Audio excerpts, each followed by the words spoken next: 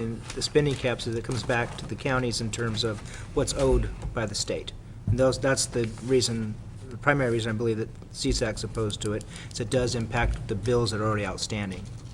Right, in terms of state mandates, but it's also, there's also some language in there that might restrict your ability to do any fee adjustments also. And we're concerned about I that. haven't seen that part of it, but that's, in the global aspect, that's what the issue with spending caps, again, is the man on the street may view the spending cap as a positive thing, but there's the negatives in terms of the relationship between Sacramento and the local government. Supervisor Pinchas. The state legislature missed the deadline, the last filing deadline to put the water bond on the ballot. That's source of speculation right now. There are a number of issues that should be on the ballot. But last Saturday was the deadline, so Well, I saw some correspondence today out of Sacramento that there may be some ability to change those deadlines, that they may be more flexible because not only water, but there were a couple of other things that having to do with lottery securitization and so forth. So you may see the deadline get stretched. If they can reach an agreement this week, I would expect to see the deadline for ballot initiatives extended to next week sometime. Mr. Chair, I'm going to excuse myself and get this letter up. Please. Okay, so that concludes the legislative report. The only other action we have before us is supervisors' reports or committee reports. Any to report at this time? Seeing none. One last item.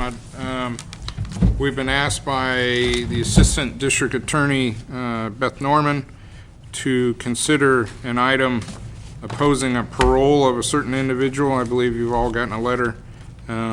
She's inquiring if we would be considerate of providing a letter from the board in opposition for a future agenda. Sure. Is there any problem with that? well, the only problem I have with it, I think it's the district attorney's offices.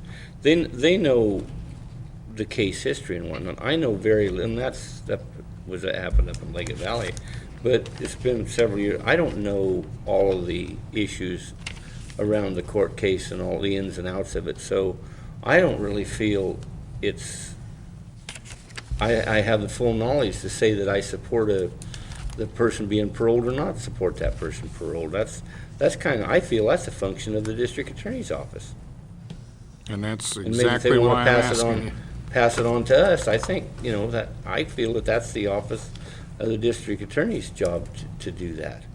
Okay. Because they have all the information in the case history and everything. I have nothing other than that letter. Yeah, she's been criticized for not providing us with that kind of information in the press, in a press.